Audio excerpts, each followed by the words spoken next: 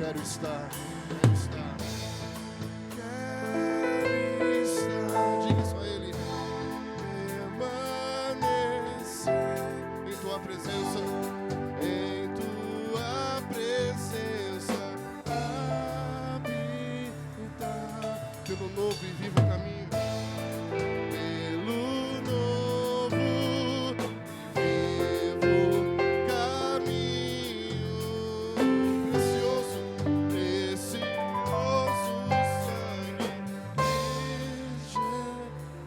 As vozes mais altas. Quer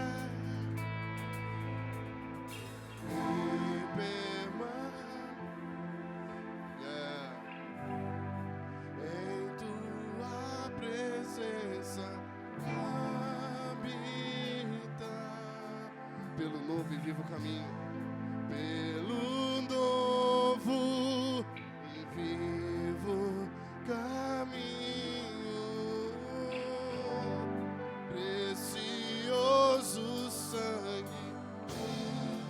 Mais uma vez, mais uma vez. Quero estar e permanecer. Essa é a nossa oração.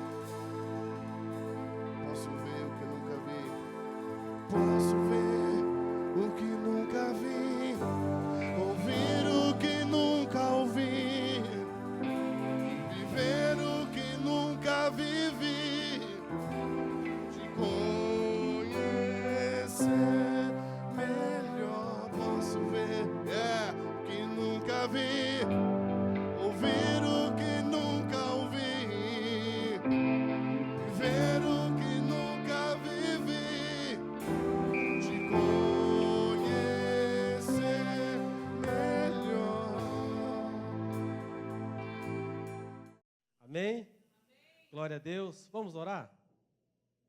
Pai, nós louvamos o Teu nome, adoramos o Teu nome, porque estamos reunidos aqui em Teu nome. E nós pedimos que tudo que o Senhor tem guardado, Senhor, na vida do Ângelo nesses dias, tudo aquilo que o Senhor tem trazido ao coração dele, que Tu tens para liberar sobre essa cidade, nós pedimos a Ti que o Senhor libere sobre nós. Nós queremos ouvir, nós queremos, Pai, nos sujeitar à Tua palavra e queremos corrigir o curso se estivermos fora do curso. Então nós pedimos que o Senhor use, Senhor, a boca deste homem, para que ele libere dos céus aquilo que Tu tens para nós esses dias, em o nome de Jesus. Aleluia, glória a Deus. Boa noite, tudo bem? Meu nome é Ângelo Basso, eu sou da cidade de Montemor, no estado de São Paulo.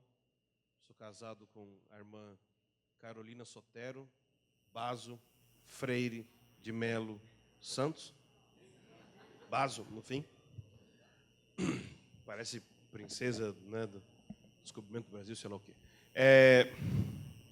E eu, nessa cidade onde nós moramos, nós temos sou pastor de uma comunidade lá, chamada Convergência, e essa comunidade está buscando viver valores que para a gente é essenciais. Desde o ano de 2010 nós começamos a plantação dessa igreja lá no interior de São Paulo.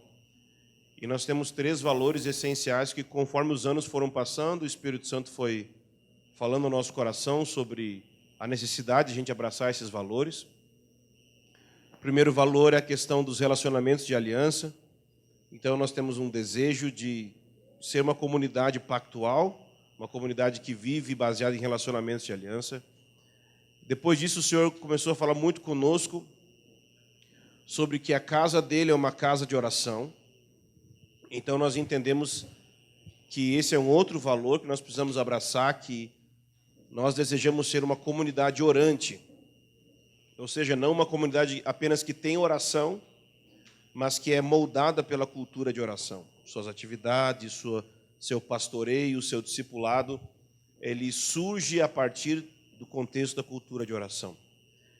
E então, com os anos, nos dedicando à oração, tentando pelo menos, né, e tropeçando mais do que acertando, o Espírito Santo começou a falar conosco sobre justiça.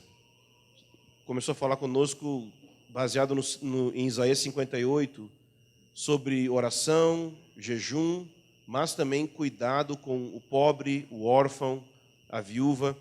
E então nós estamos engatinhando aí num processo de também tentar viver esse valor de ser uma comunidade missional, uma comunidade que procura abraçar o valor da justiça do reino de Deus, tanto cumprindo a grande comissão, pregando o evangelho, onde for, mas também treinando pessoas para que elas vivam na sociedade, nas esferas de influência, um estilo de vida do Sermão do Monte, um estilo de vida do reino de Deus.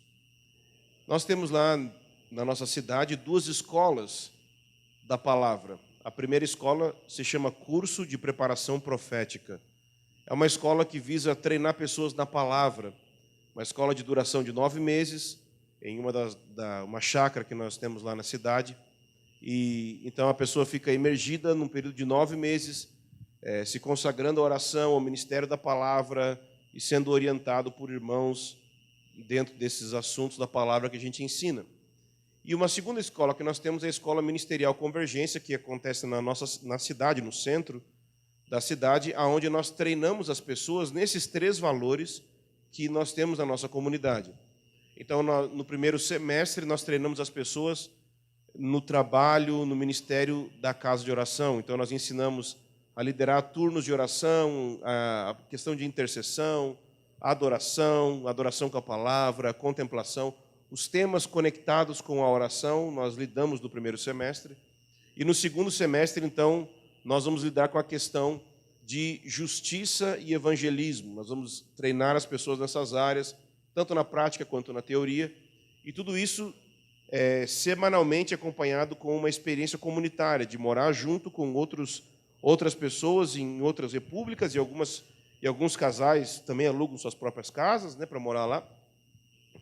E constantemente viver a vida da igreja nas casas, partindo pão, orando uns pelos outros e buscando conhecer a Bíblia.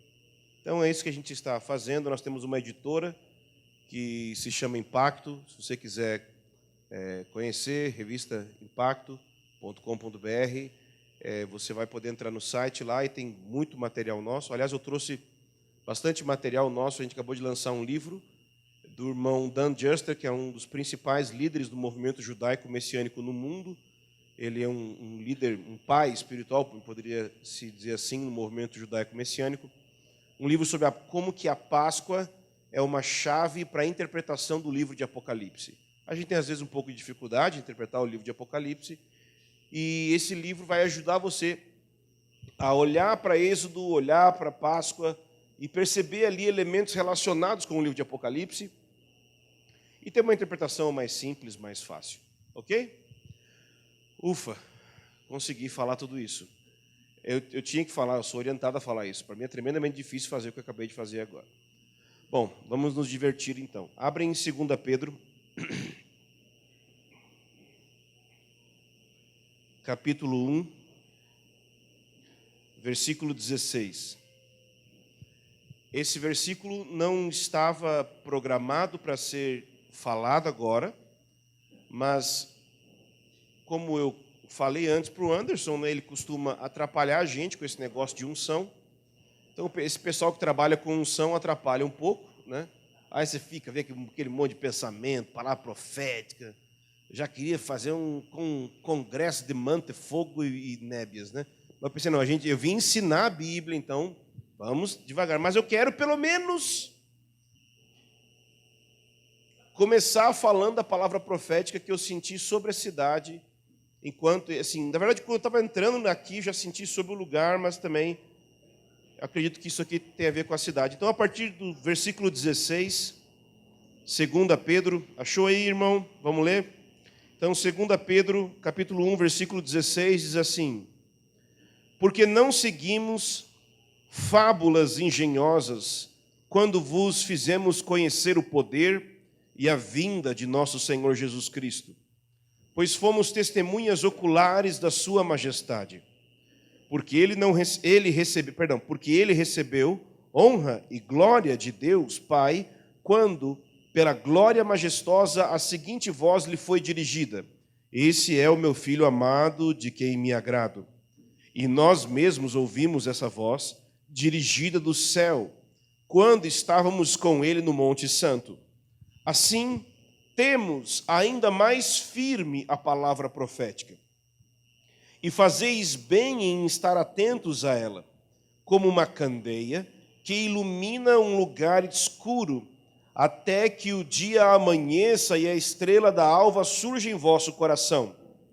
Sabei antes de tudo que nenhuma profecia das Escrituras é de interpretação particular, pois a profecia nunca foi produzida por vontade humana, mas homens falaram da parte de Deus, conduzidos pelo Espírito Santo. Amém? E o meu alvo aqui, nesses 3 dias, é falar com você a respeito do fim dos tempos, falar com você sobre a volta de Jesus, falar com você sobre o reino de Deus. E é um assunto vasto, e existem muitas nuances que a gente pode abordar nesse assunto. Mas eu queria começar lendo essa passagem, porque eu tenho um sentimento em relação à cidade, e quem sabe é algo sobre o Brasil também, mas eu sinto que, apesar dos avanços maravilhosos que houveram nessa cidade, e inclusive nas últimas semanas, alguns irmãos na cidade se reuniram para orar, eu acho muito positivo isso, a igreja está se reunindo para orar, é maravilhoso. Mas eu senti como se houvesse uma espécie de uma limitação, assim, isso principalmente em relação ao ministério profético, né? Eu sinto que o Senhor quer levar vocês um nível além daquilo que significa profético. Vocês aprenderam bastante já sobre o profético na cidade, de linhas diferentes do corpo de Cristo, mas coisas maravilhosas sobre o profético. Mas, durante muito tempo, eu sinto que vocês aprenderam sobre o profético que se relaciona aos dons proféticos, à unção profética. Mas está chegando um tempo da palavra profética. E talvez você pense assim, mas toda profecia é uma palavra profética, né? Sim e não. Sim, é profética porque é ungida, porque é de Deus, porque Deus fala. Mas aqui o apóstolo Pedro, nessa epístola, nessa porção da Bíblia, ele chama de palavra profética algo bem específico. Ele começa dizendo no versículo 16, porque nós não seguimos fábulas engenhosas quando vos fizemos conhecer o poder e a vinda de nosso Senhor Jesus Cristo. Preste atenção nessa expressão, fábulas engenhosas. Às vezes, o profético parece mais fábulas do que palavras. Fábulas, mitos, símbolos.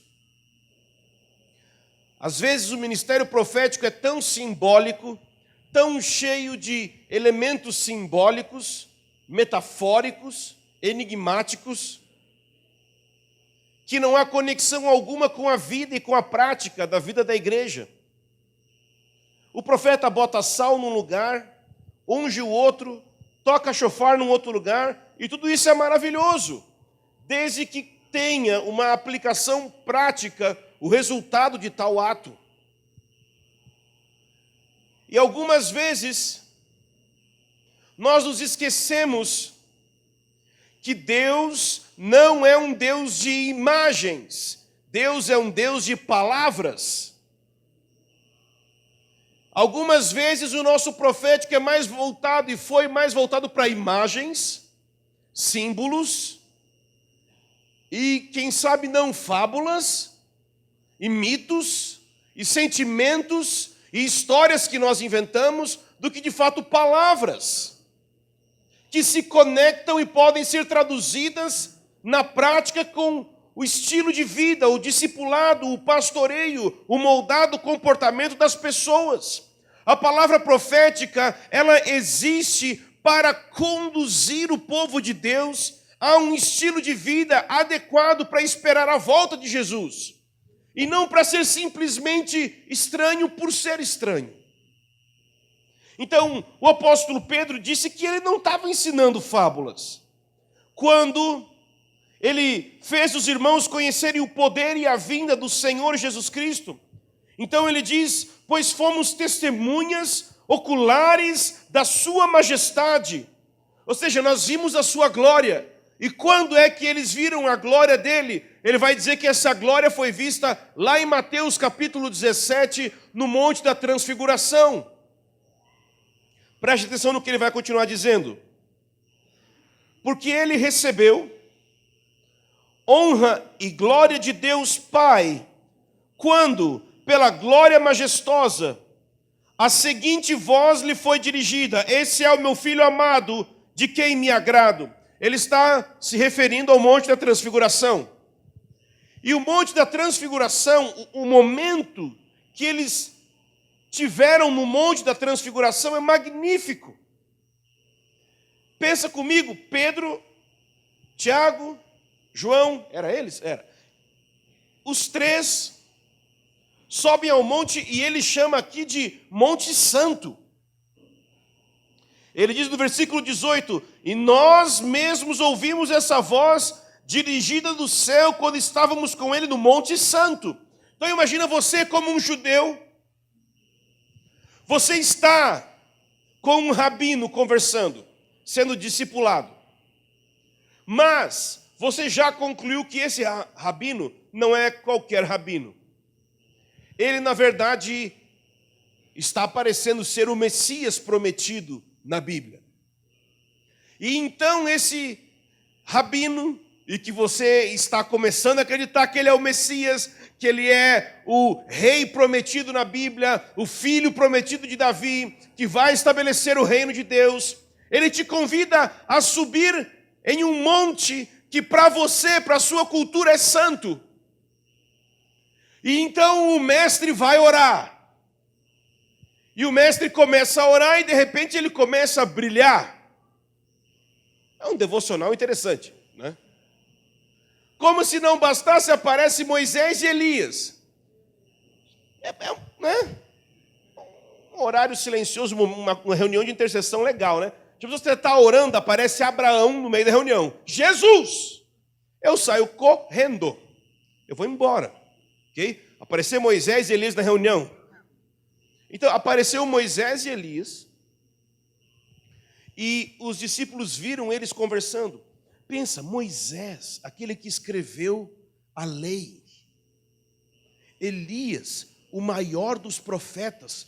Ou seja, todo o conteúdo da palavra que até então eles tinham conhecido, resumido em 2 biografias diante deles naquele momento. E de repente, Pedro, que a gente sempre acha que ele é meio burro, mas será que ele era mesmo? Porque em Israel era normal se fazer tendas para ter encontros com Deus.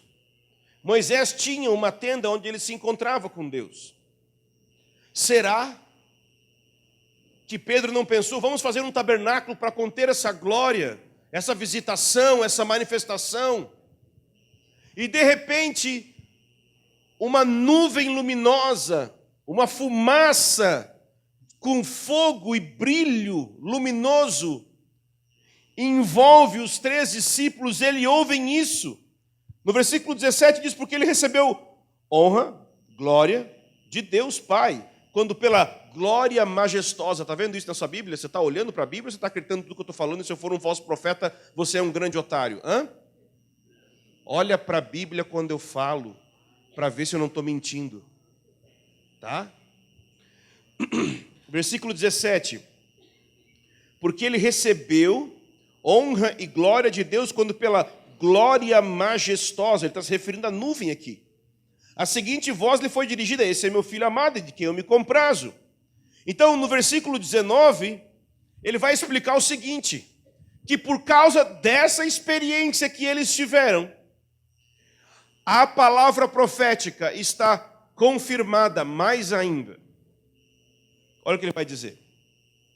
Assim, versículo 19, temos ainda mais firme a palavra profética. Se eles têm essa palavra profética, se essa palavra profética se tornou ainda mais firme, é porque ela já era firme antes. Concorda comigo? Essa palavra profética que ele está se referindo aqui não é uma profecia que alguém deu pelo dom de profecia. Essa palavra profética foi dada muito antes de Jesus ter encarnado. E quando Jesus encarnou, e quando Jesus, no seu ministério, subiu ao monte da transfiguração, eles viram aquela experiência com Jesus, com sua glória radiante, com Moisés e Elias aparecendo, com a nuvem envolvendo eles, como uma confirmação de uma palavra que já existia. Ok?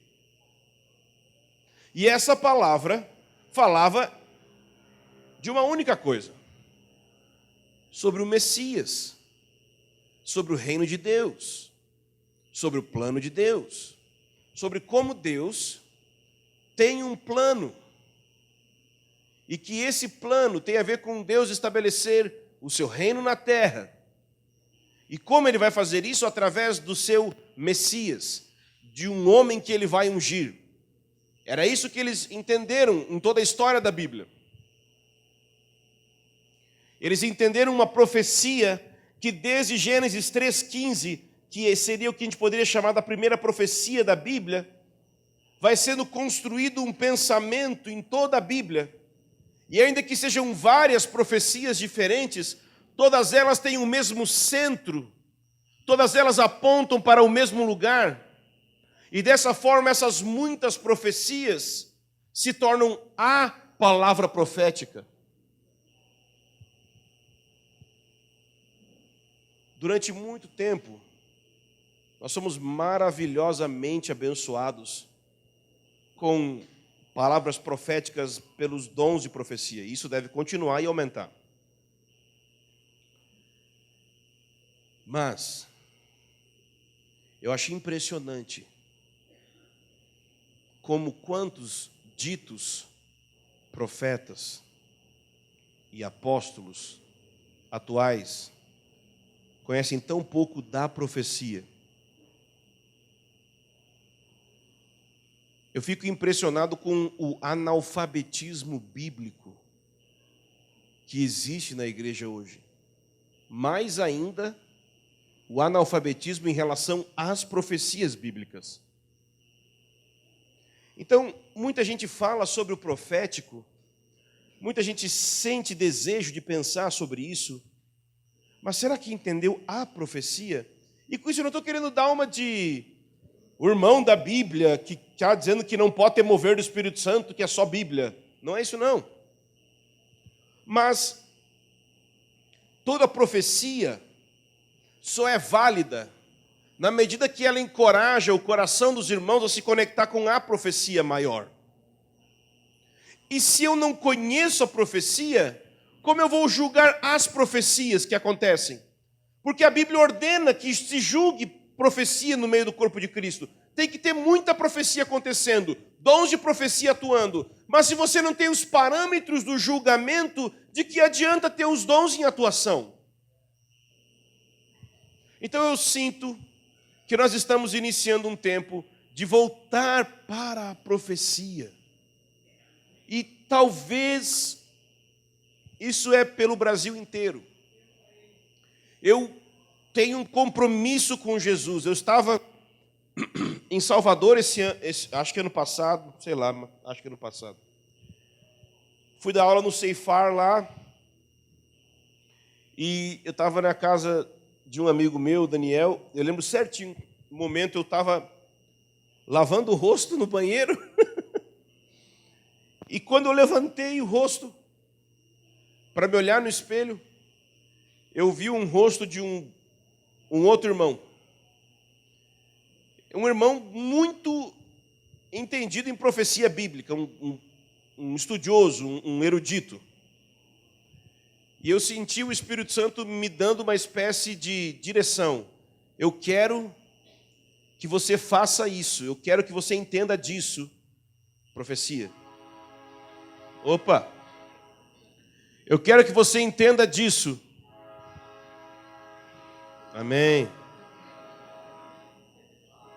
É a trombeta, né? É a trombeta. Passa, irmão, vai. Vai falando, Senhor. Então, aí eu falo, ele está só esperando eu começar a voltar a falar, né? Então, eu senti muito claro, porque aquele fim de semana, na verdade, foi um fim de semana inteiro conversando sobre profecia com os irmãos. E quem conhece aqui o irmão Souza, o Fábio Souza?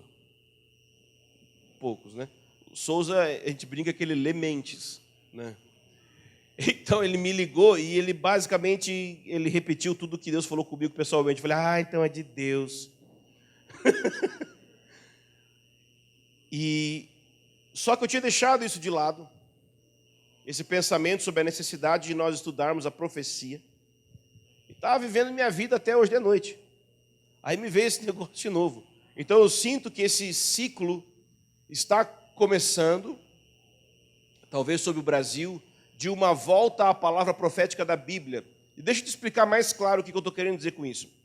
Muita gente profetiza baseado na Bíblia, mas nem sempre ensina a profecia da Bíblia. O que eu quero dizer com isso? Você pode pegar um trecho da Bíblia, ok? E inspirado pelo Espírito Santo, falar coisas para o povo de Deus que vai encorajar, que vai exortar, que vai edificar o povo de Deus, sem necessariamente estar falando exatamente, ensinando exatamente aquilo que o texto está dizendo. E não é errado necessariamente, ok? Tem um caso que eu sempre conto de um irmão, que não citarei o nome, mas que foi ministrar na nossa comunidade, é um irmão muito profético, e ele ensinou aquela passagem de Jesus que, quando Jesus cura um homem, era cego, ele cura esse homem da cegueira, e aí esse homem passa a ver como árvores, então eu tenho que orar de novo, ministrar de novo para ele ser curado. E aí esse irmão ministrou, falou o seguinte: a primeira cura foi uma cura física, e ele foi ministrado por Deus, foi tocado por Deus. Mas a segunda cura foi uma cura emocional, porque ele estava vendo as pessoas como árvores, e árvore significa proteção e alimento. Então, é isso que aconteceu com aquele homem. Bom, irmão, basicamente o texto não está falando sobre isso nem por um segundo. Nem por um segundo o texto está falando sobre isso. Mas no caso estava todo mundo da nossa comunidade vivendo exatamente daquele jeito. Tinha sido curado em um nível, mas via os irmãos como árvores para ter proteção e alimento. Ou seja, ele acertou na lata, vamos dizer assim, na profecia. Ainda que não necessariamente ele interpretou o versículo corretamente. Ou seja, entende o que eu quero dizer? Que não é necessariamente errado um irmão que queira profetizar, ele usa de inspiração de uma passagem, mas, eu não sei se já parou para pensar nisso, é tão óbvio, mas, já parou para pensar que palavras têm sentido? E que frases também têm? Parágrafos também têm?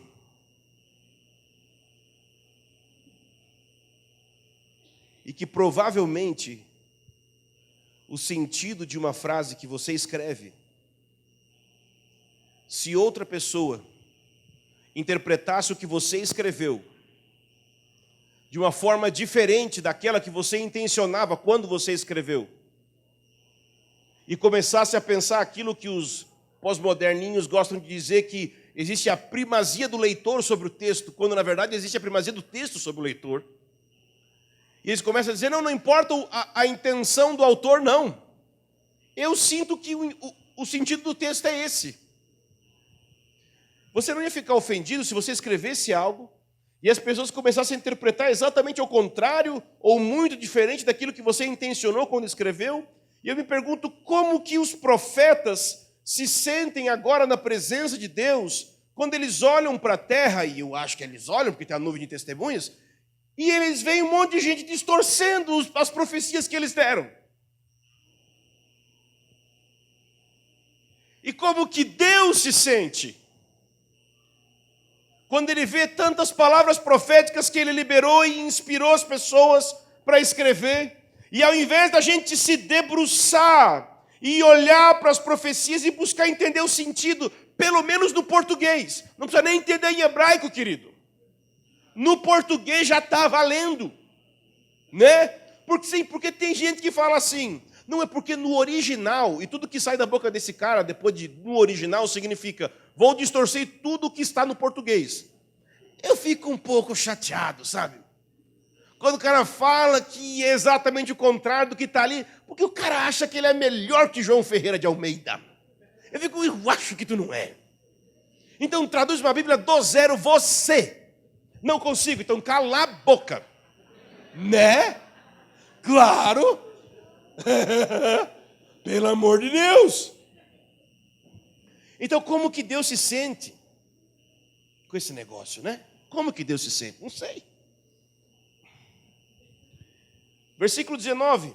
Assim, temos ainda mais firme a palavra profética, e fazeis bem em estar atentos a ela. Ou seja, como é que eu posso estar atento à palavra profética? Eu preciso entender, ler, interpretar, cantar ela, orar ela, me envolver com ela. Mas por que, apóstolo Pedro, eu preciso estar atento à palavra profética? Olha o que ele diz.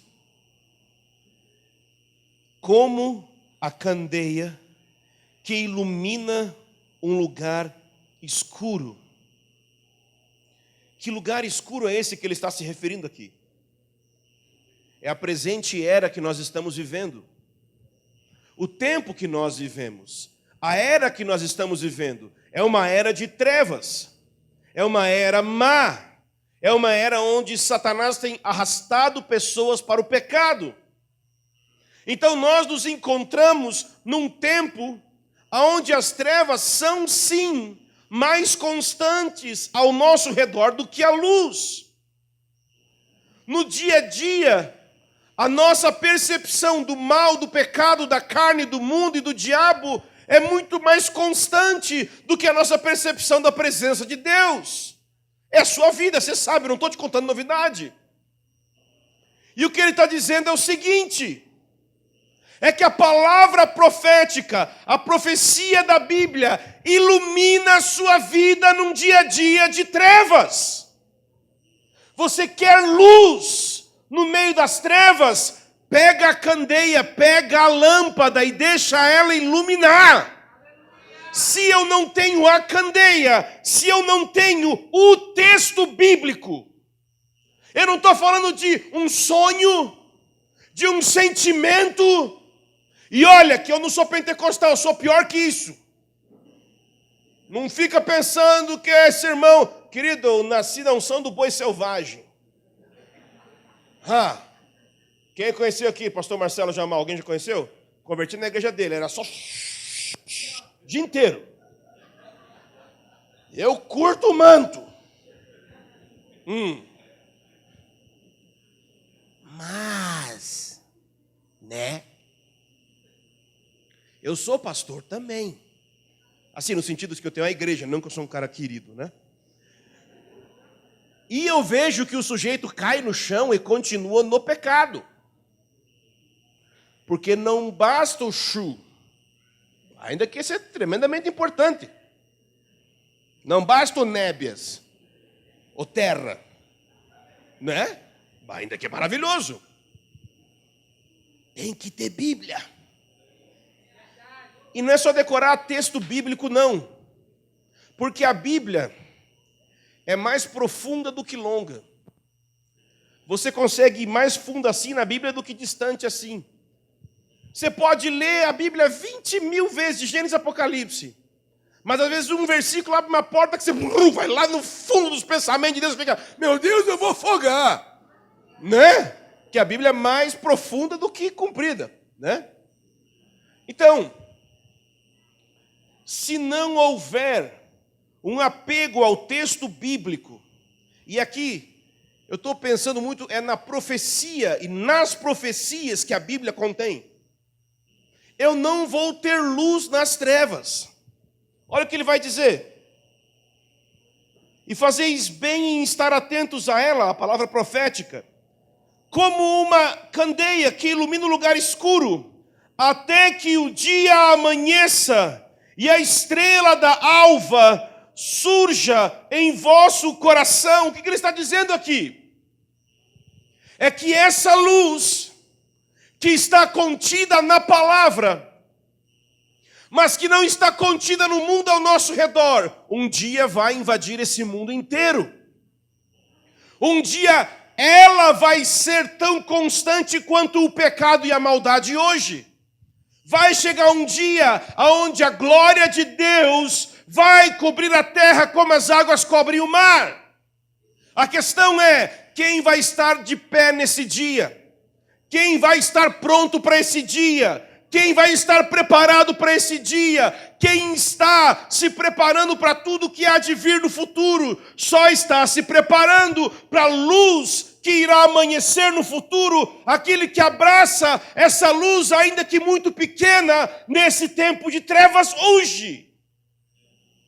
Portanto, estudar sobre a volta de Jesus, estudar a escatologia, estudar a profecia bíblica, não é coisa de curioso, não é coisa de sujeito viciado em teoria de conspiração. Ai, quem que está fabricando a marca da besta? Querido,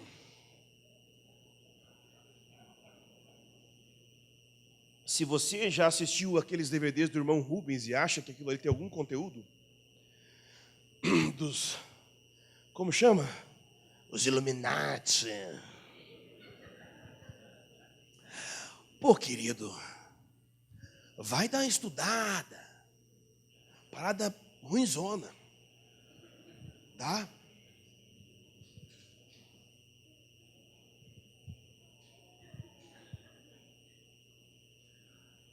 Leia a Bíblia. E depois que você entendeu o que tem na Bíblia, você pode ir por aí cascando outras coisas.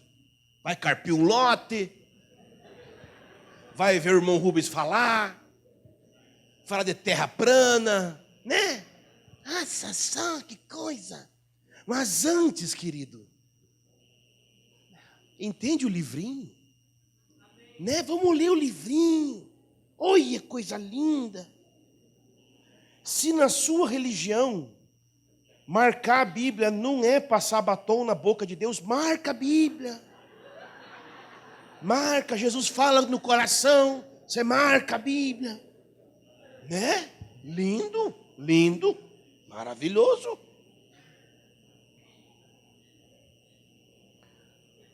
A profecia bíblica não é coisa de curioso.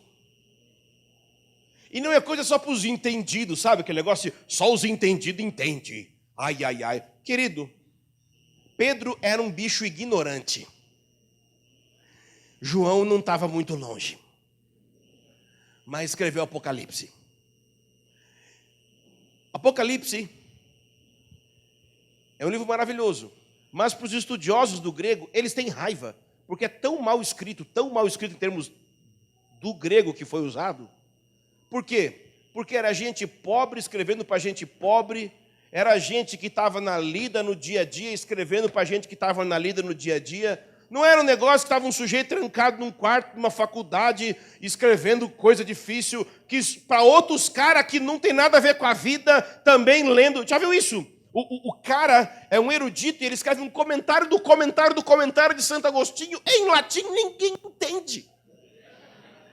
Eu peguei um livro esses dias sobre cristologia do Novo Testamento. Eu digo, olha que bênção, vou aprender sobre Jesus. Aí abri o livro e fala assim, então a cristologia... Isso era porque era uma frase em grego, sem explicação. Digo, por que tu coloca essa frase em grego no meio do livro? Eu não sei grego. Então, é tipo assim, ele te deixa de canto, assim, você não pode ler meu livro. Eu, tá bom, né, cara? Eu vou ler a Bíblia em ação, que tem as figurinhas bonitas. Né? O cara me deixou de fora totalmente. Então, esse cara não tem nada a ver com os apóstolos de Jesus. Os apóstolos de Jesus eram gente que nem a gente. Entendeu? Fedia igual nós. Ia no banheiro, quer dizer, não tinha banheiro, mas em algum lugar eles evacuavam que nem nós. Entendeu? Então assim, eles eram gente que nem a gente. Tinha problema, tinha pecado. E eles ensinavam a Bíblia. E na verdade, deixa eu te mostrar uma coisa. Abre lá em Daniel 9. Essa veio quentinha agora. Mistério. Né? Porque quando o cara tem um versículo de inspiração, parece que foi muito diferente. Né? Porque eu li, faz tempo, eu decorei, mas tudo bem. Vamos dizer que a minha memória foi inspirada pelo Espírito Santo. Que sabe, iluminada, né? Daniel 9.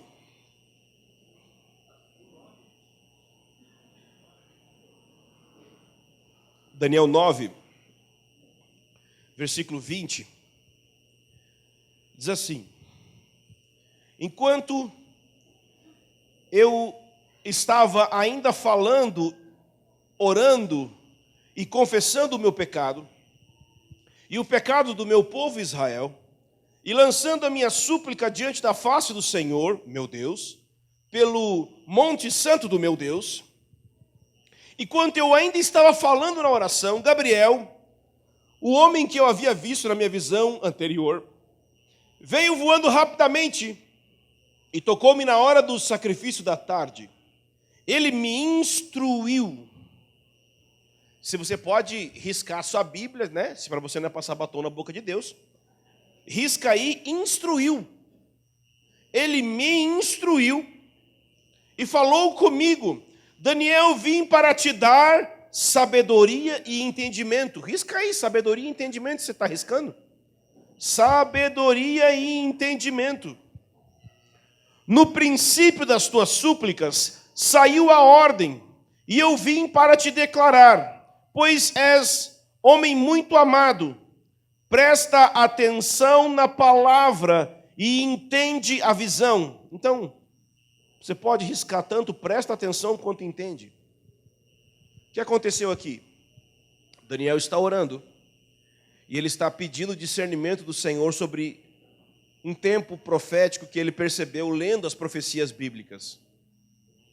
E Daniel não sabia exatamente o que deveria de ser feito em relação àquilo, em relação às profecias que ele discerniu. Mas o que é que aconteceu?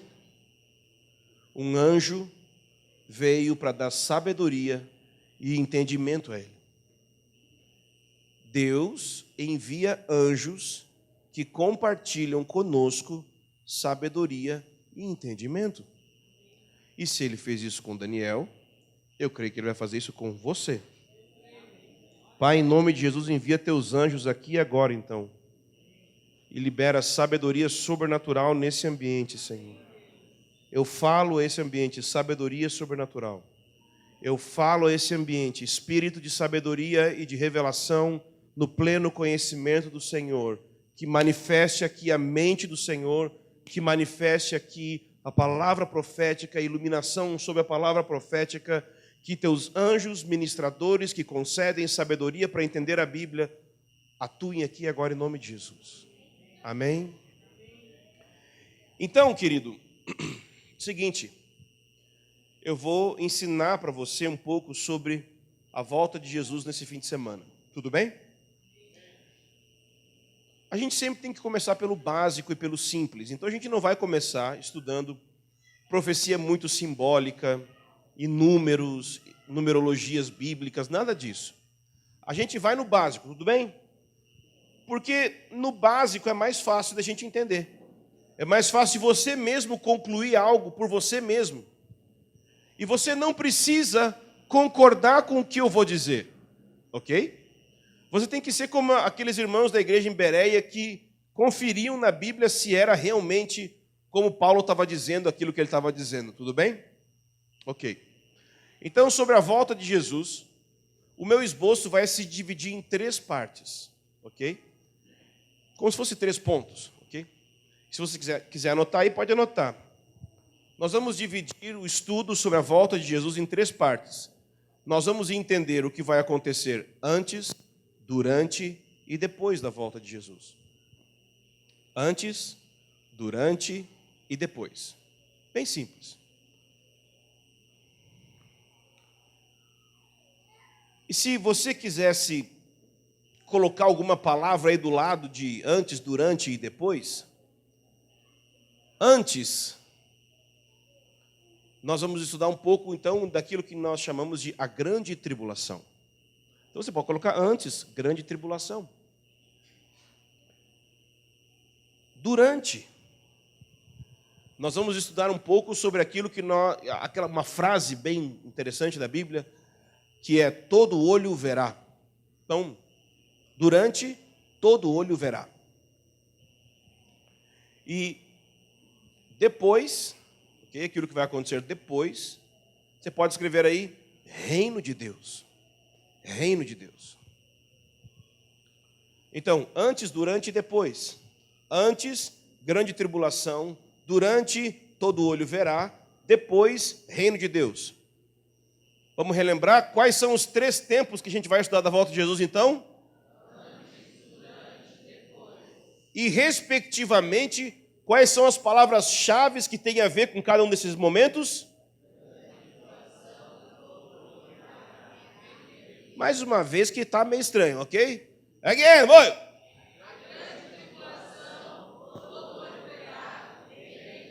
Perfeito, gente, muito bom. Parabéns, já ganhou 10. Então é o seguinte, para a gente encerrar, o que não significa nada quando um pastor fala isso, né? Não, nunca isso. Não tem significado nenhum essa frase na boca de um pastor. Estamos nos encaminhando para o fim. 50 minutos depois, eu estava na fazenda de férias, irmãos. Tipo assim, caraca, velho, de onde veio esse cara? Então, eu nasci na igreja quase. Não, eu converti novo. Então, seguinte, antes da gente estudar o antes, durante e depois da volta de Jesus, existe algo, um assunto de importância maior do que entender exatamente esse antes, durante e depois, ok? Que é a própria vinda do Messias, que tem a ver com aquilo que eu falei da palavra profética. A Bíblia inteira, ela vai contar uma história sobre a vinda do Messias. Na segunda-feira eu vou falar bastante sobre isso, mas dá uma olhadinha em Lucas 24. Lucas 24. Vai ser o tema que eu vou tratar na segunda-feira.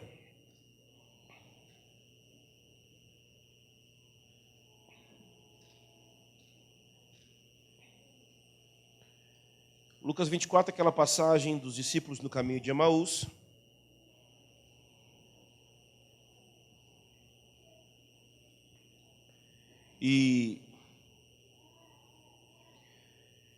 Então é aquele momento que tem dois discípulos indo embora, porque Jesus morreu, e Jesus ressurreto aparece do lado deles, não fala que ele é Jesus, começa a conversar com eles.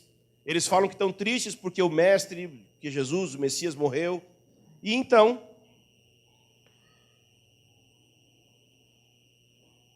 ele fala o seguinte no versículo 25, o próprio Jesus fala. Então ele lhes disse: ó tolos, que demorais a crer no coração em tudo o que os profetas disseram, acaso o Messias, o Cristo, não tinha de sofrer essas coisas e entrar ou para entrar na sua glória? E começando por Moisés e repete comigo, todos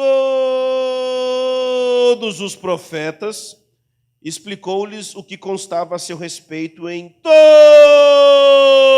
as Escrituras. Se há um momento na vida que eu queria ter visto, era Jesus pregando sobre Jesus na Bíblia. Eu queria ter visto isso acontecer. Mas o que esse versículo me ensina?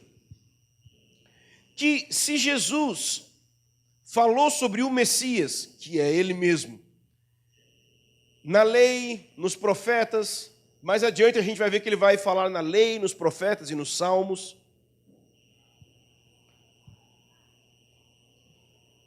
Que assunto é esse?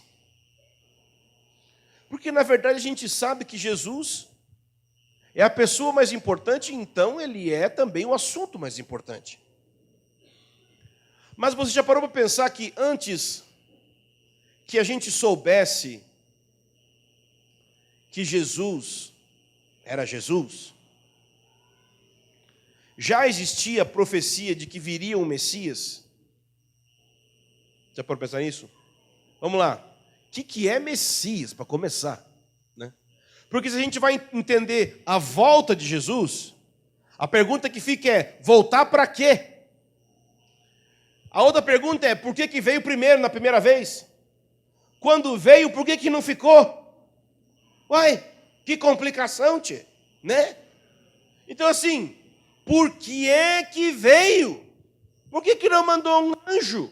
Por que não veio Deus Pai? Por que não veio só o Espírito Santo direto? Todo mundo batendo no Espírito Santo, já era. Né? Eu sei que você não se pergunta essas coisas. Eu sou pastor, eu fico me perguntando essas coisas o dia inteiro. Eu sei, meu trabalho é fazer isso mesmo. Então, se você não entender o significado da vinda do Messias, você não vai entender o porquê essa vinda é dividida em duas partes. Primeira e segunda vinda. Eu vou repetir. Se você não entender o significado da vinda do Messias, você não vai compreender o significado dessa vinda ser dividida em duas partes, primeira e segunda vinda. Então, de nada adianta você tentar entender a volta de Jesus, se você não entender o pacote todo, porque é mais fácil você entender o pacote todo e depois dividir ele em dois, do que entender a primeira parte e a segunda parte dividido. E a coisa é muito simples, meu irmão. Abre em Gênesis 3,15 que eu vou te explicar em um versículo só. Talvez em 2, né? Já veio outro na cabeça aqui. Gênesis 3. O que está acontecendo em Gênesis 3, gente? Desgraça. Pecado.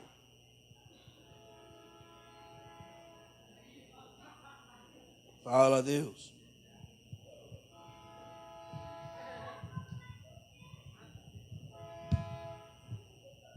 Tem um CD do Jason Upton, que ele gravou num lugar assim.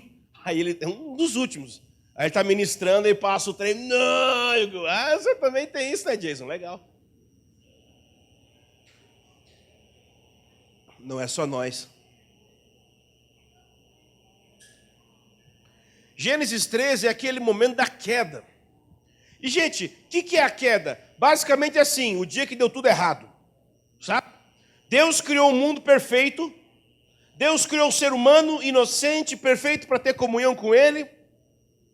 Criou um ambiente perfeito para o ser humano se relacionar com Deus. Deus visitava o homem constantemente no jardim, no Éden.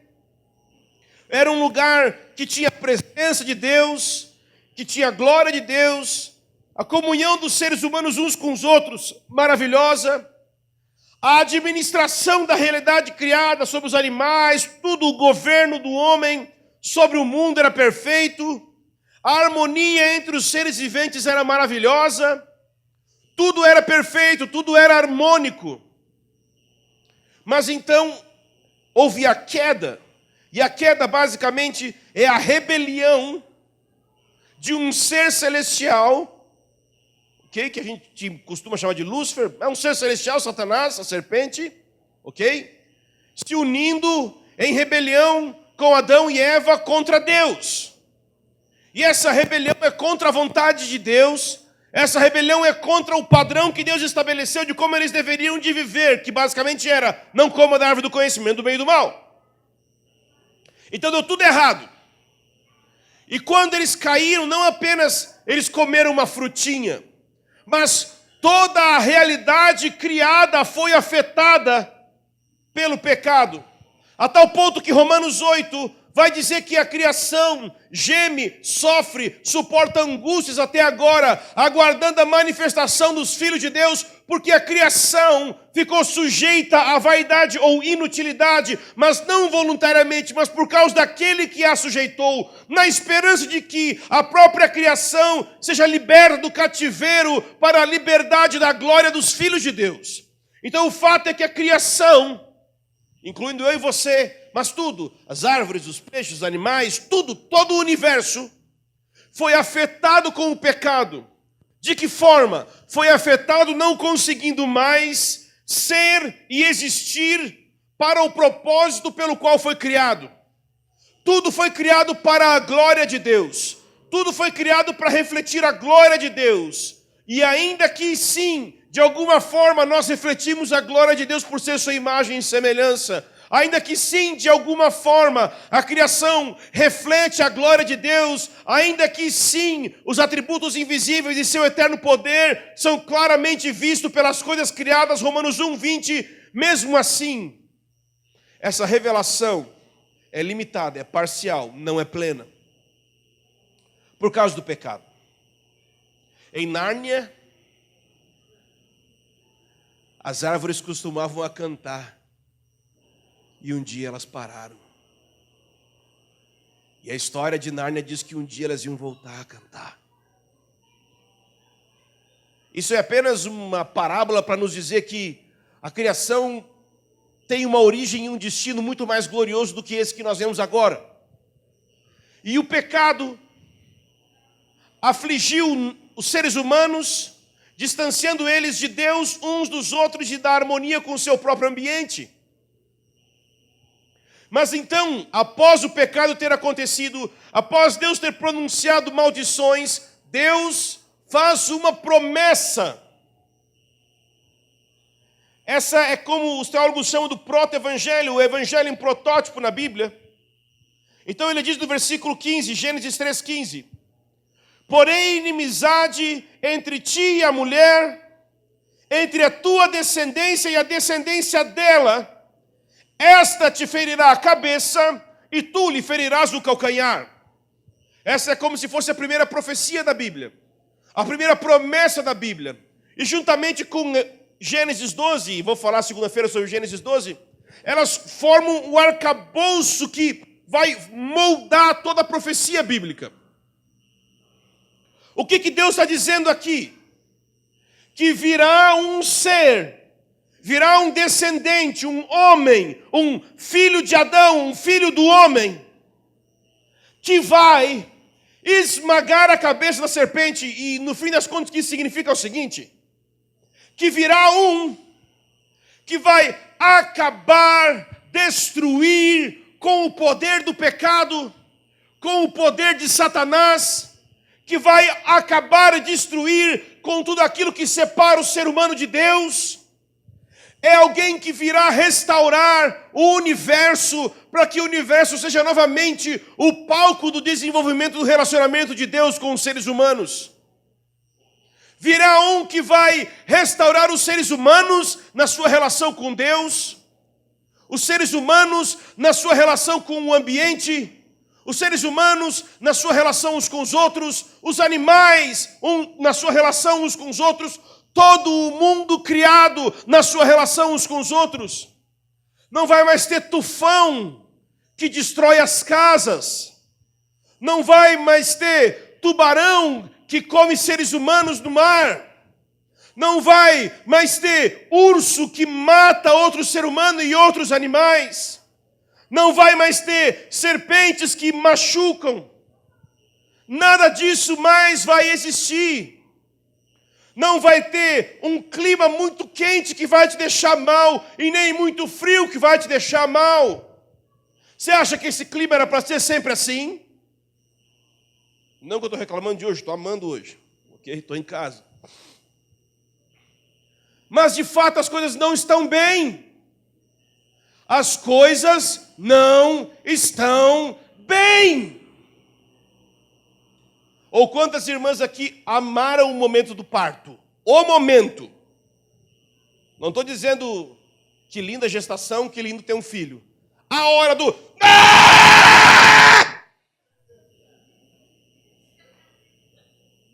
Gente, eu vi um parto de uma índia. Oh, Lord Jesus is a fire. Só deu aquela agachada clássica e vrau! Digo, mano... Que minha mulher gosta que eu veja isso. Ai, meu bem, olha que parto. Gente, só de olhar os vídeos de parto eu já começo a morrer. Eu quero desmaiar. Se eu ver o dela, eu desmaio na porta. Vrau. Mas eu consigo. Nossa, eu sou um ser humano muito forte. Com exceção de dor de cabeça, tudo resisto. Então, a dor do parto é tão terrível que Jesus comparou com grande tribulação. Esse é o princípio das dores. Então, assim, querido, isso é fruto do pecado. Quem aqui ama segunda-feira? Segunda-feira, ai, segunda-feira. Só quem é pastor tem folga na segunda. Porque quem acorda segunda-feira, 6 da manhã, para ir para o trampo, eita Deus bom, meu patrão ímpio, as máquinas da empresa endemoniada, né? A glória a Jesus. Não ganho nada e ainda tem que dar o dízimo do nada. Glória a Deus. Porque tem que pagar o aluguel do planeta, né? Estamos morando, né? Pô, tá barato o aluguel, 10% só para morar, tá beleza. Então, tu pensa comigo que tudo isso vai acabar. Jesus vai restaurar o universo de tal forma que vai ser bom trabalhar, que não vai mais ter doença, nada disso. Então, a vinda do Messias tem a ver com isso. E então, quando Jesus vem, você entende, está todo mundo esperando que ele vai fazer isso. E de repente ele não faz. Sim. Porque Jesus chega e começa a curar as pessoas. Uau, é o Messias, porque ele está acabando com o mal. Está curando, está ressuscitando. Morreu, foi embora, voltou. Pô, peraí, meu. Né? Você nunca estranhou? Os discípulos estranharam pra caramba. Tanto que na passada que a gente leu, estavam indo embora. Aí, maluco, acabou, voltar pro trampo. Já era, velho. Nós é missionário 3 anos, ajudamos ali o tal do Messias, Jesus. Fizemos uma revolução aí, pregamos. Agora tá ruim demais, cara. Vamos voltar para casa, voltar para a mamãe lá. Trabalhar na sinagoga, talvez ajudando de rabino. Mas ali tá difícil em Jerusalém. Querem matar a gente. Então, por que os discípulos ficaram tão tristes e foram embora? Porque eles pensaram que Jesus falhou na missão dele. Ok? Porque o entendimento deles era que o Messias viria para restaurar todo o planeta, para tornar o planeta de novo um jardim do Éden. E incluindo restaurar o relacionamento do ser humano com Deus. Mas ao invés de fazer isso, Jesus fez isso em 2 partes. Eu quero que você olhe comigo Hebreus capítulo 9. Já estamos nos encaminhando para o fim. Naquele estilo.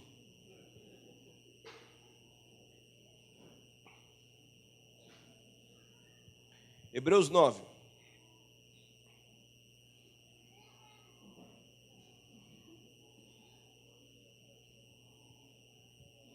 Nós vamos ler o versículo 27 e 28.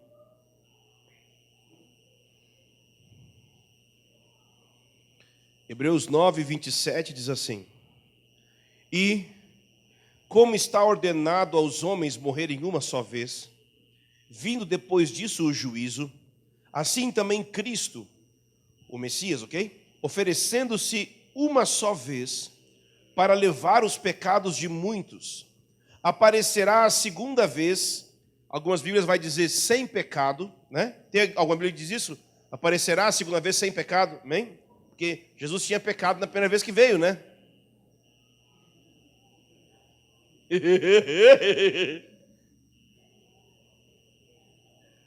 É porque ele não virá por causa do pecado, esse é o sentido, ok? Virá sempre pecado, porque a primeira vez ele veio lidar com o pecado e a segunda vinda não é para lidar com o pecado. Na minha Bíblia diz assim: ele aparecerá a segunda vez não por causa do pecado, mas para a salvação dos que esperam por ele. Então aqui no versículo 28 você tem dividido a primeira e a segunda vinda do Messias. Você percebe qual é o objetivo da primeira vinda? Ele ofereceu a si mesmo uma só vez para levar os pecados. Então a primeira vinda do Messias tem a ver com levar os pecados, lidar ou tratar com os pecados. No entendimento rabínico, antes de Jesus ter vindo, quer dizer, e depois daqueles que não creem em Jesus também, a vinda do Messias seria de uma vez por todas, para tratar dos pecados e para restaurar o universo. Mas Jesus divide isso em 2 partes. Ele veio a primeira vez para tratar dos pecados. E na segunda vez que ele vem para estabelecer o seu reino. E por que é que Jesus dividiu a primeira vinda para lidar com os pecados e a segunda vinda para estabelecer o seu reino? Muito simples.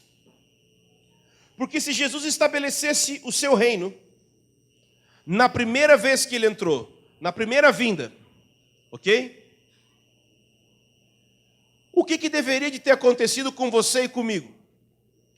Ele deveria ter matado a gente, se a gente estivesse vivo quando ele chegou. Matado quase todo mundo em Jerusalém. Por quê? Porque a Bíblia diz em Efésios que nós éramos, por natureza, merecedores da ira de Deus.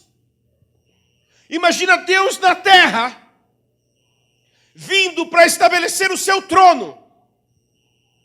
Se ele vem estabelecer o seu trono, ele vem como rei, ele vem como juiz.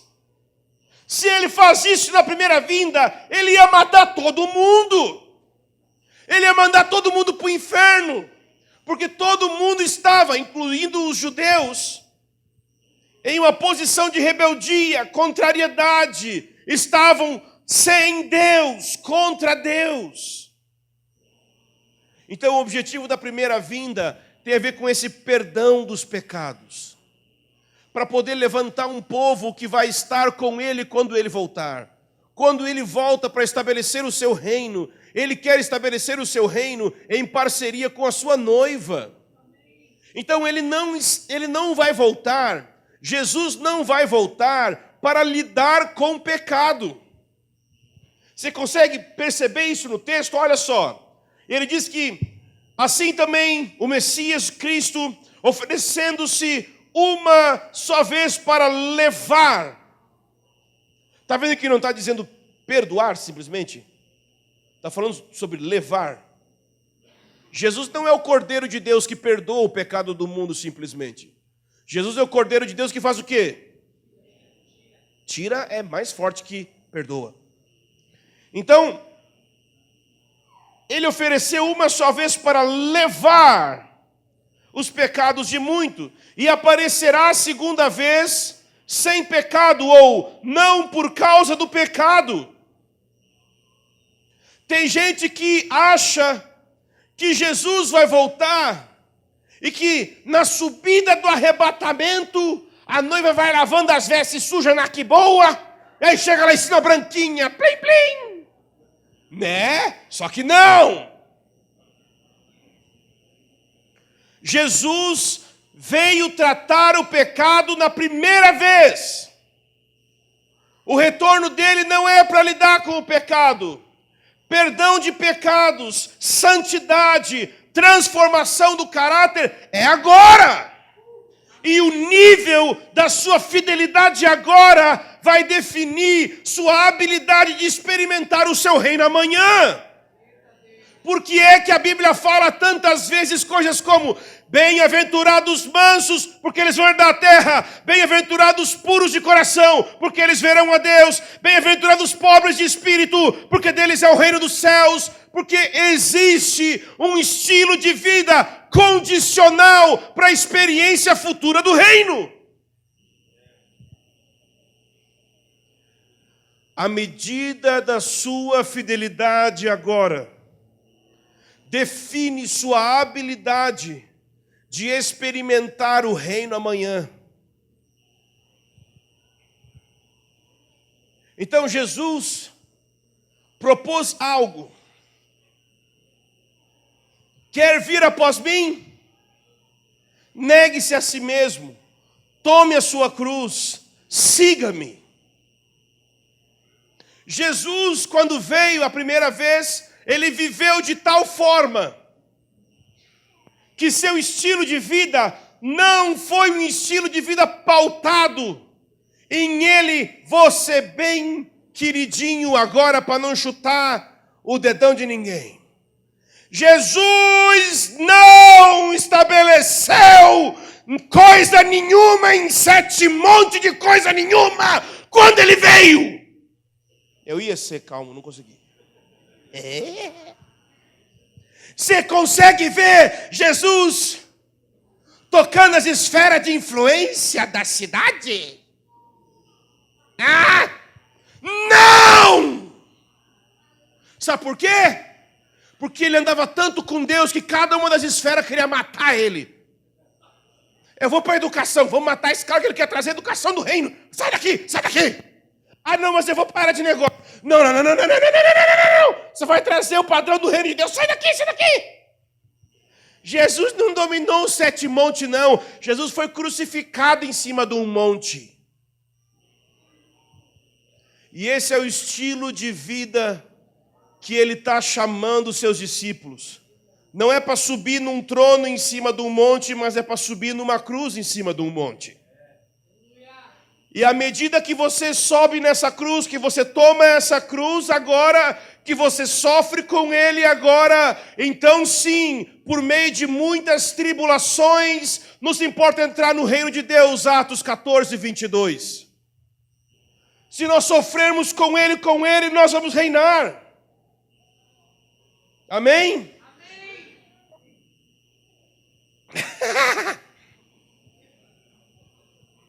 Paulo disse o seguinte: eu quero ter participação na comunhão dos seus sofrimentos.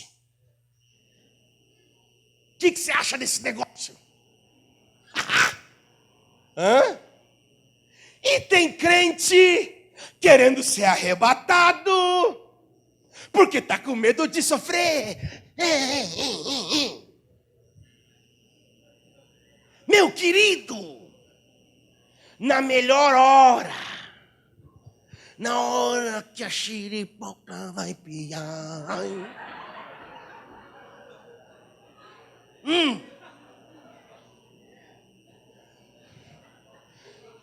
tá com medo de Satanás? Tá com medo do anticristo? Querido, a Bíblia diz que não é que nós fogimos do diabo, é que nós resistimos o diabo e ele...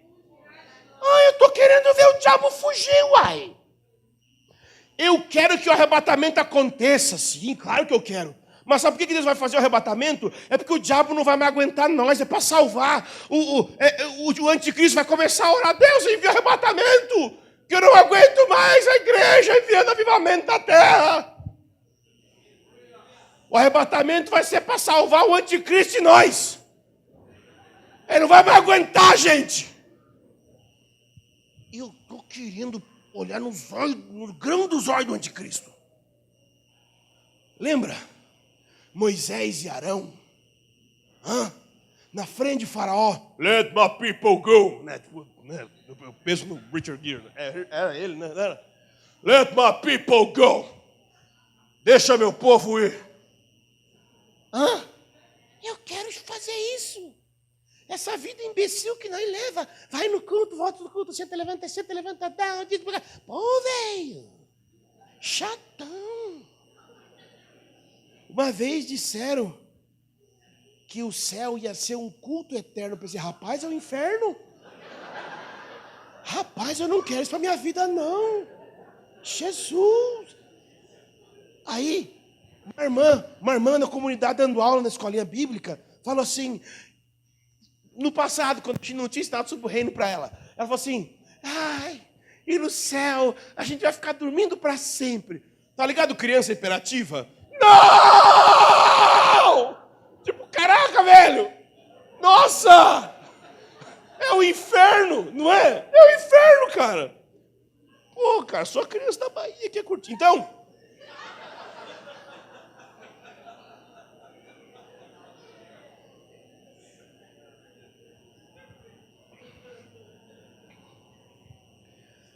o melhor de Deus ainda está por vir. Já parou para pensar? Tu tá vendo um filme, né? Aí tu mata o primeiro chefão. Aí tu mata o segundo chefão.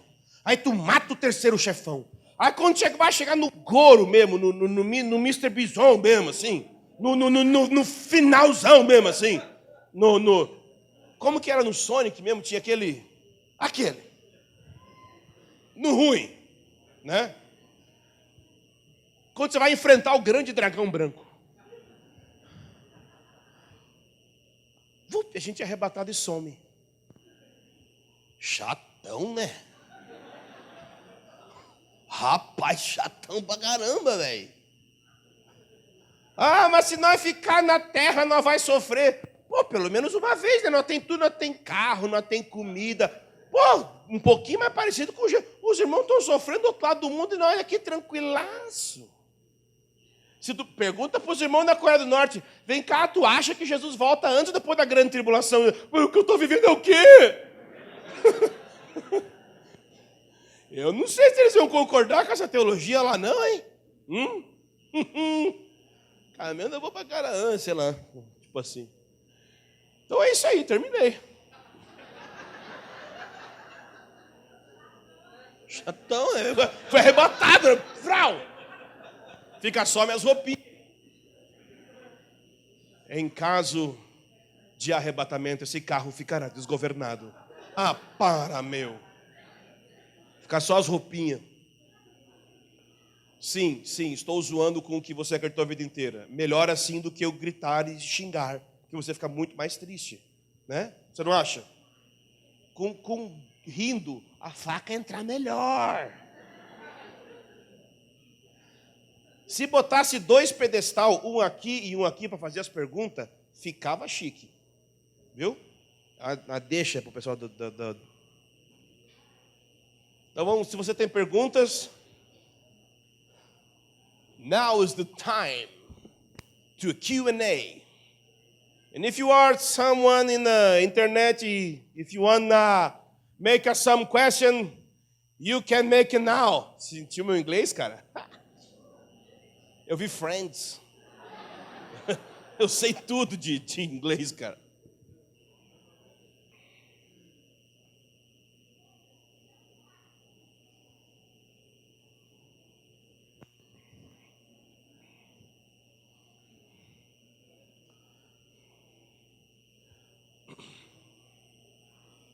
Faz uma fila ali, ó, tá, para perguntar. Só não vale brigar comigo, hein? Pergunta na moral. Não fica bravo comigo, não. Ei, que sermão. Muito leviano. Vamos lá, ó. É pergunta sobre a volta de Jesus. É sobre o que eu falei. Preste atenção. Não é pergunta sobre piercing, tatuagem, predestinação e dinossauro. Por favor. Eu não vou responder essas coisas, ok? Pois não, podemos começar então. Quem é o primeiro? Pode vir aqui. A minha dúvida sobre Mateus 25. Tá. E eu estava estudando esses dias e a minha dúvida foi quanto ao azeite. Que às 10, né? 5 tem azeite e as 5 nécias ou as loucas não têm azeite. Eu vou dizer o que eu acredito que seja. Para mim, quando ela fala assim que você tem que sair para comprar, para mim, para os nossos dias, como pessoas que estão esperando também, aqui também eu fiquei sabendo que essas eram donzelas que ajudavam no casamento judaico, né? Elas não são a noiva do casamento. Isso, elas são quem que prepara, né? Mas eu vi de você ainda no vídeo lá do Impacto. Mas a minha dúvida é o que seria basicamente esse azeite? Porque eu já ouvi falar que é o Espírito Santo, que eu acho que não é, mas eu queria saber o que poderia ser esse azeite. Tá. É o seguinte, aqui em Mateus, do capítulo 24, versículo 45, até o capítulo 25, versículo 30, Jesus vai falar várias parábolas. Em todas essas parábolas são parábolas de preparação para a volta dele. Esse é o assunto de todas essas parábolas no fim do 24 e no quase todo o 25. É tipo assim, como se preparar para a volta de Jesus. Então, no caso, a parábola das virgens é uma parábola que fala sobre se Jesus demorar para voltar. Esse é o assunto. Então, ele está dizendo o seguinte, o azeite tem a ver com me preparar previamente para momentos onde ele demore para voltar, um suprimento em Deus, de comunhão com Deus, de vigilância espiritual. Então, o azeite, ele não tem um significado simbólico que represente ele, porque as parábolas, elas não são enigmas onde cada elemento na parábola simbolize algo. Tipo assim, as virgens dormiram, igual morreram. Elas tinham a roupa assim, igual tananã. Era 10, porque tananã. Não, o sentido demorou para voltar, e umas se deram bem, outras se deram mal quando ele demorou. Por que uma se deu bem e outra se deu mal? Porque houve preparo. Então esse é o sentido da parábola. Ok? Mais pergunta? Por favor, vem aqui no microfone.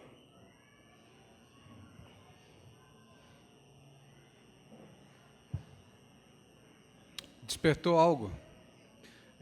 A respeito da cronologia em que possivelmente, ou se dará, certamente, do arrebatamento, retorno de Cristo, porque tem as famosas linhas, né, de na tribulação e pós. Então, existe essa... Eu acredito que seria esclarecedor, né? A cronologia disso.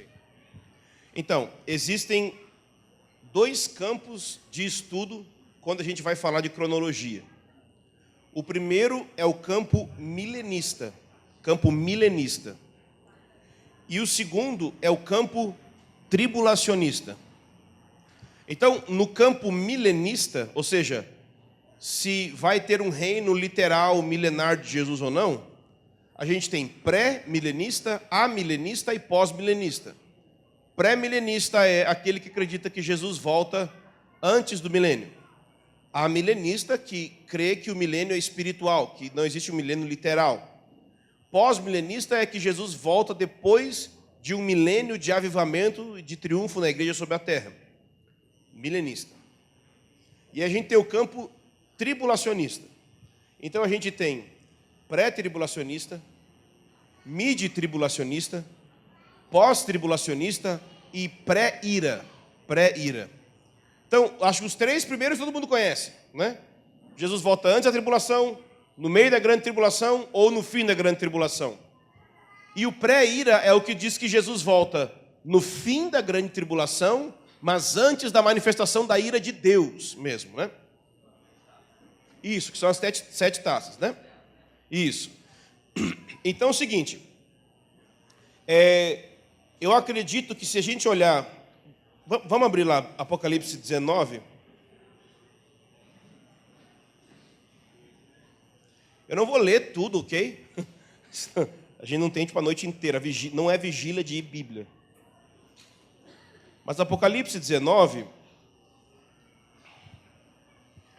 eu creio que a gente tem aqui a partir do versículo 11 uma sequência, ok? Apocalipse 19, a partir do 11, eu creio que tem uma sequência. Então, se a gente olhar o versículo 11, ele vê no céu aberto um cavalo branco e o seu cavaleiro. Então é a volta de Jesus, ok? Só que, se a gente continuar lendo, a gente vai ver aqui no versículo 20, diz assim: a besta foi presa e com ela o falso profeta, é o anticristo. Então, Jesus está voltando. E o que está acontecendo aqui é que os exércitos do anticristo estão acampados ao redor de Jerusalém. Zacarias 14 vai mostrar isso também. Então, em primeiro lugar, o que vai acontecer logo antes de Jesus voltar? Vai acontecer uma guerra contra Jerusalém, onde o anticristo, o falso profeta e os exércitos do mundo inteiro vão se acampar para atacar tanto a cidade de Jerusalém quanto o próprio Jesus. Amanhã eu vou falar bem detalhado a sequência. E aí, nesse momento que ele volta, ele destrói a besta, ele destrói o falso profeta e todos eles. E aí, no capítulo 20, ele vai falar que um anjo desce e prende Satanás. E ele vai descrever aqui o reino de Jesus, o reino messiânico, até o versículo 6.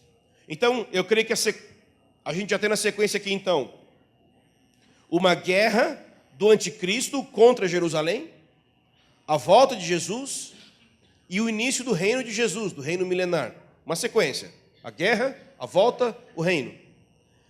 E aí, no versículo 11, eu estou pulando a questão do diabo ser solto para não aumentar detalhes, tá? Então, no versículo 11 até o 15, a gente tem o juízo final. Então, eu acredito que a sequência tem uma guerra contra Jerusalém, Jesus vai voltar, vai reinar por 1000 anos e vai ter o juízo final depois disso. E na sequência, a gente tem o capítulo 21, que ele fala, então, houve um novo céu e uma nova terra. E essa seria a última parte do plano de Deus, o novo céu e a nova terra. Então, repetindo, a guerra contra Jerusalém, a volta de Jesus, o reino milenar, o juízo final e o novo céu e nova terra. Essa seria uma sequência básica dos acontecimentos em ordem mais cronológica, né? Mas amanhã eu vou entrar em mais detalhes, viu? Pode deixar. Quem quiser perguntar mais, a hora que o pastor mandar acabou, tá? Eu acredito. Tá bom. Vai lá. Eu acredito que muitos também tenham visto algum dos vídeos lá do irmão Ah, o meu? sobre a nossa ligação, sobre a nova ordem mundial, que está se falando sobre isso, e que ligação tem isso, e que horas, né, se realmente vai ser estabelecida se a preparação da volta de Cristo e o nascimento desse tal de anticristo. Eu creio que a nova ordem mundial, como é entendida hoje, eu pessoalmente, penso que não tem nada a ver com a profecia bíblica, ok? Porque a nova ordem mundial é entendida basicamente como um sistema humanista de relativismo muito ocidental, ok? Então o anticristo ele surgiria a partir do Ocidente, a partir da Europa, a partir de um contexto humanista e de relativismo.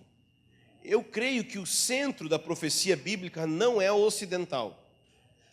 Ezequiel era oriental, Daniel era oriental, Isaías, todos eles eram do Oriente Médio, eram judeus, né? Então eu creio que o centro geográfico ou geopolítico da profecia bíblica é o Oriente Médio e não o Ocidente.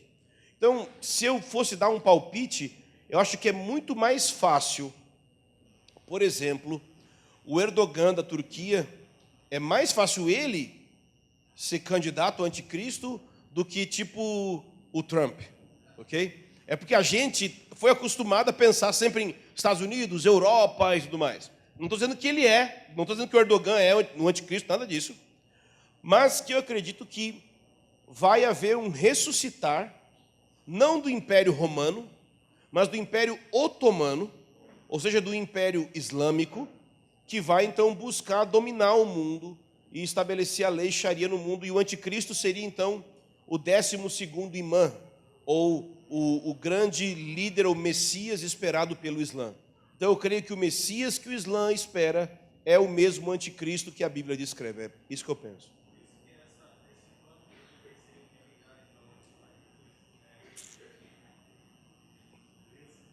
Mais pergunta? Vai lá. Tranquilo. Eu havia assistido um seminário de escatologia do pastor Luciano Subirá, e aí ele faz alguns comentários, e, na verdade, não só o pastor Luciano, mas algumas outras pessoas, eu sempre vejo relacionando as fases da igreja na história com as 7 cartas, né, na Ásia. E daí eu gostaria de saber o seu ponto de vista em relação a isso. Será que nós estamos vivendo Laodiceia de fato? Como é essa questão com as 7 igrejas? Eu creio que as 7 igrejas não são profecias, né? Eu creio que a profecia para o futuro em Apocalipse começa no capítulo 6.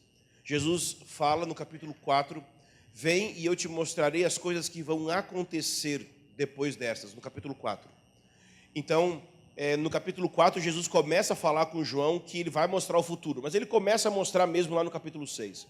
Então, eu creio que capítulo 1, 2 e 3 de Apocalipse, eu não vou incluir o 4 e o 5 para não complicar, mas o 1, 2 e o 3 são uma circunstância que João estava vivendo naquele momento. Capítulo 1 é a visão de Jesus.